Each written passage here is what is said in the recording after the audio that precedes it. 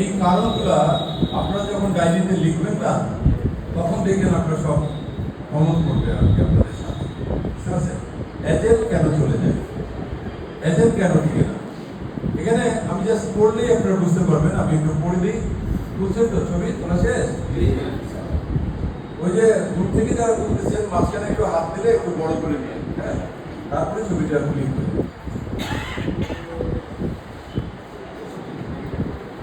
এক নম্বরে আছে দেখেন, জয়েন্ট ফিল্ড ওয়ার্ক না করা অথবা সাথে না যাওয়ার তালবাহানা করা। আপনি জয়েন্ট ফিল্ড ওয়ার্ক করেন না, আপনি একটা এফএকে সাথে নিয়ে আর পলিসি বিক্রি করে দেওয়ার জন্য চান, এটা হলো এক নম্বর। দুই নম্বর হলো, এফএ যদি আপনাকে যেতে বলে তাহলে আপনি তালবাহানা করেন, আমার সময় নাই, ওই যে আপনি ইয়েতে যান, ওই ওয়াশরুমে সামনে আমার চোখের সামনে ঘুমাইলে আমারই তো ঘুম ধরে যাবে। আমি সারাদিন রাত পরিশ্রম করতেছি, আপনাদেরকে প্রথম দাঁড়াই তো হিসাব দিলাম 2 তারিখ থেকে যাওয়ার তালবাহানা করে। আপনার এফএ আপনার জন্য বসে রয়েছে, স্যার আসেন, স্যার আসেন, স্যার আপনাকে আমার সাথে যেতে হবে। আর আপনি ফোন করছে, আপনি বলতেছে আরে এত চিল্লাইতেছে কেন, আসতেছি আসতেছি আসতেছি আসতেছি, আপনার কোনো খবরই নেই। 10টার সময় যাওয়ার কথা, আপনি 11টার সময় গেলেন, তাহলে কি আপনার ব্যবসা হবে? পলিসি হবে? আবার এফএকে আপনি সাথে করে নিয়ে গেলেন, নিয়ে যাইয়াই আবার বলে রিক্সা ভাড়া দেন। এফএকে আপনি নিয়ে যাইতেছেন, ওটা মেয়ে এফএ, যাওয়ার সময় আবার হুটহুট হয়ে যাচ্ছে। খবরদার, আমার কোন বোনকে আপনি সাথে করে নিয়ে যাচ্ছেন, যদি রিক্সার হুট উঠেছে তাহলে খবর আছে, রিক্সার হুট উঠানো যাবে না।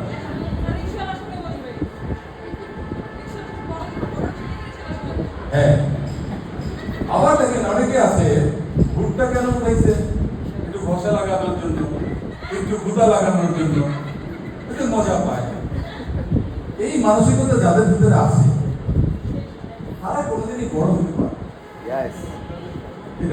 আরেকটা হলো, যাদের হুন্ডা আছে, আপনি বলেন আপা উঠেন, আপা উঠেন, আপা তো উঠলো, আপনার তো ধরে নাই, সে তো পিছনে ধরে দিচ্ছে, আর আপনি সেটা ব্রেক করেন। কথা এবং কাজের অমিল, আপনি যা বলেন আপনি সেটা করেন না, আপনি যেটা করছেন সেটা করেন। অবিশ্বাস, দুর্ব্যবহার, অসহযোগিতা, অনিয়ম, নিত্য ব্যাপার, এগুলা হলো আপনার কালচার হয়ে গেছে, এগুলো বাদ দিতে হবে। ফ্রেশ বেরোয় আছে, কোম্পানি সম্পর্কে, প্রোডাক্ট সম্পর্কে, নিজের প্রাপ্তি সম্পর্কে সে কিছু জানে না। ওই যে কোম্পানি সম্পর্কে আপনাদের প্রশ্ন করছে, আপনি তো জানেন না, তাহলে আপনি কি শিখাবেন? তাহলে আপনি শিখেন, তাকে শেখান। প্রোডাক্ট, আমার 12টা পলিসি আছে, 12টা পলিসি আপনার মুখস্থ থাকতে হবে, প্রত্যেকটা পলিসি তাকে শিখাইতে হবে। কিন্তু আবার বেশি পণ্ডিত হয়ে যাবে, দরকার নাই, তাহলে 2টা শিখান, 3টা শিখান, একসাথে অতগুলো দেওয়ার দরকার নেই। আর সে কি কি পাবে, ওই যে আমি দেখালাম কেরিয়ার বেনিফিট গুলো, প্রভিডেন্ট ফান্ড থেকে শুরু করে, হেলথ ইন্স্যুরেন্স থেকে শুরু করে, মারা গেলে সেলস পলিসি যত বেনিফিট আছে তাকে একদম ক্লিয়ার করে বোঝায়।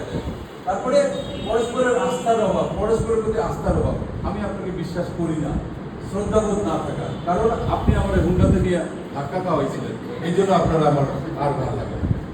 একদিন যদি একটা কিছু করছেন, ফিনিশ, আপনার আর নাই, আপনার সম্মানটা শেষ হয়েছে।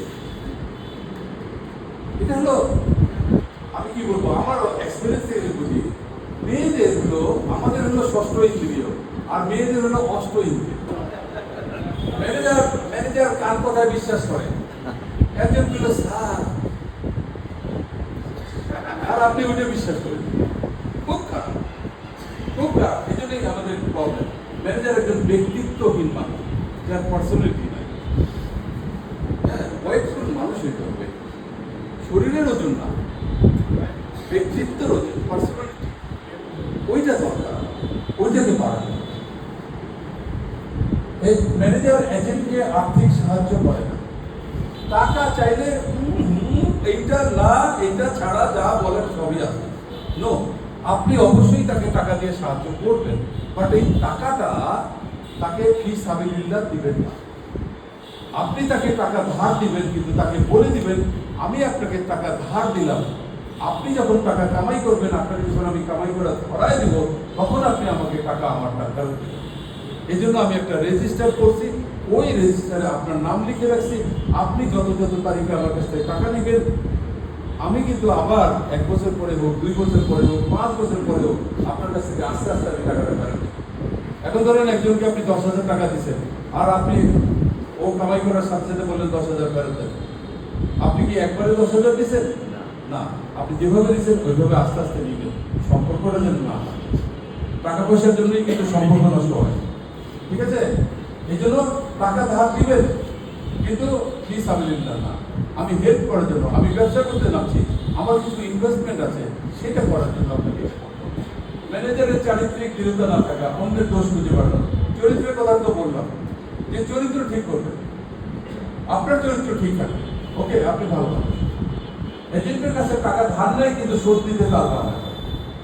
আপনার এজেন্ট বেশি টাকা কামাই করছে, আর 10,000 টাকা দেন, আমি পরে দিতেছি। পরে মানে কবে? আরে দিব তো, চাইলেই কয় আরে দিব তো, এত কি, এত কেন চিল্লাচিল্লি কিসের? দিবই তো, আমি তো চলে গেছিলাম এইরকম। মানে এই যে অবস্থাটা কি হবে জানেন?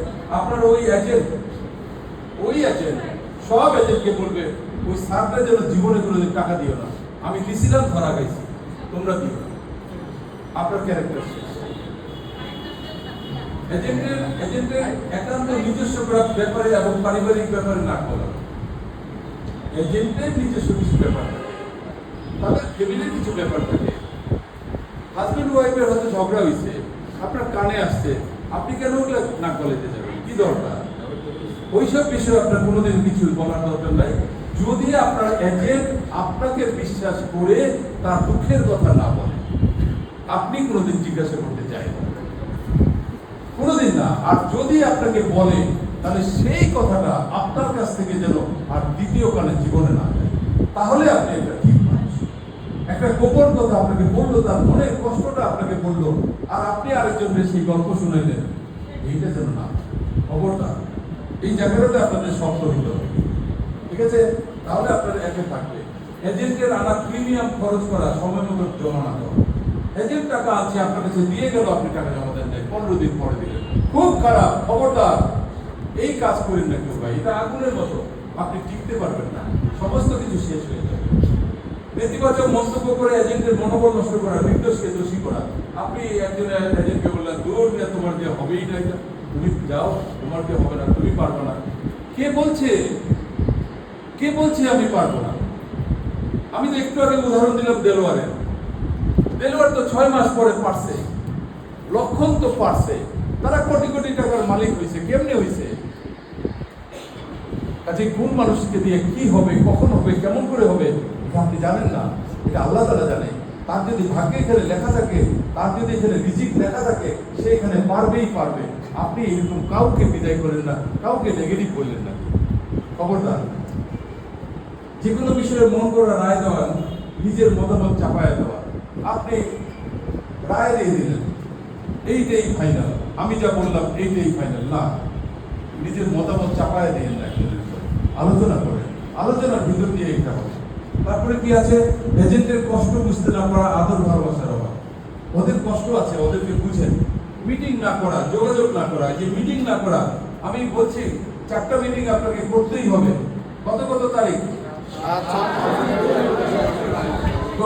7 তারিখ, 14 তারিখ, 21 তারিখ, 28 তারিখ 4টা মিটিং করবেন।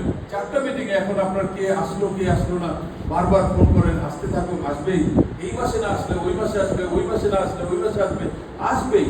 6 মাস পরে দেখবেন যে আপনারা সবাই রেগুলার হয়ে গেছেন, সবাই আপনাদের টিমকে ভালো নার্সিং করতেছেন। 6 মাসের ভিতরে দেখবেন দাঁড়ায় গেছেন আপনারা। কিন্তু প্র্যাকটিস যদি না করেন, এখন থেকে আপনি যদি প্র্যাকটিস না করেন, একটা এখন যদি হয়, একটাই আসুক আপনার সামনে। 2টা আছে, 2টাই আসুক, আসতে হবে। সকালবেলা অফিসে আসবেন। এখন আপনি যদি 10টা অফিস টাইম ঠিক করেন, তাহলে 10টার সময় আসবেন। যদি 11টা টাইম ঠিক করেন, 11টার সময় আসবেন। কিন্তু 11টা আসলে তো চলবে না, 10টার আগেই আপনাকে অফিসে ঢুকতে হবে। এই কাজটা আপনাকে করতে হবে এবং ওদের সাথে যোগাযোগ করা সবসময় ফোনে। আপনি এখন আপনার একটা ফিরলো কিনা, আপা ফিরছেন, ঠিক আছে তো, বাচ্চারা ভালো আছে, ভাই ভালো আছে, কালকে সকালে আপনি দেখা হবে। আরেকজনকে ফোন করেন, ভাই কি ফিরছেন, বাসায় ফিরছেন?